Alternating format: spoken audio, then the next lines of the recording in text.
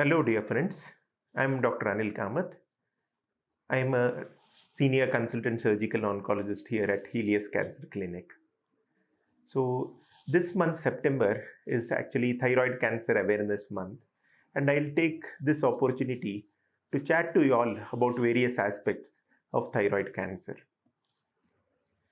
First and foremost, one of the very common queries we get is that people come to us with the noticeable thyroid swelling, and then they are worried whether the lump is cancerous or not.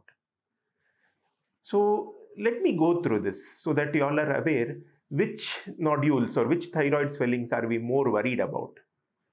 First and foremost, thyroid swellings are very common.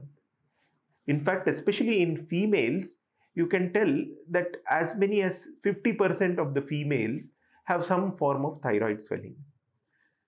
Most of these are what we call physiological goiter or enlargement due to increased demands of the body during various phases of life like pregnancy, lactation, etc. And even among those even among those nodules, as many as 90-95% are totally harmless. So first and foremost, if you have a thyroid swelling, quite likely that it is a benign or a harmless thyroid swelling. But are all thyroid nodules so harmless?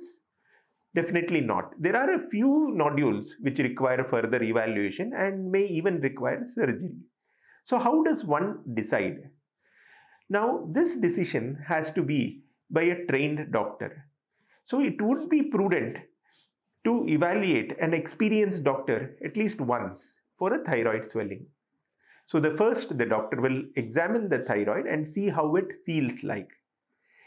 And it is very much possible that the next investigation will be a thyroid ultrasound.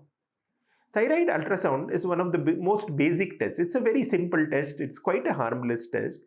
And in this, the radiologist will scan the thyroid to see what sort of an enlargement this thyroid nodule is.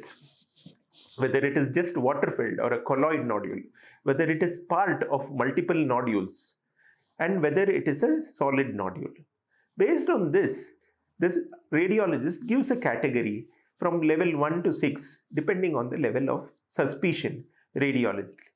As the category is higher, say a solid nodule which is more than 1 centimeter, which has got microcalcification, or if there are nodes present, depending on this, we see whether the nodule requires further evaluation or even surgery.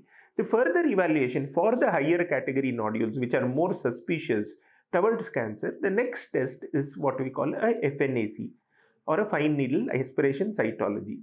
Here, preferably under ultrasound guidance, a needle is inserted into the nodule and a small amount of material is aspirated, and it is sent to the pathologist to see under the microscope and tell us whether this is in fact actual cancer, whether there is suspicion of cancer, or whether there is a harmless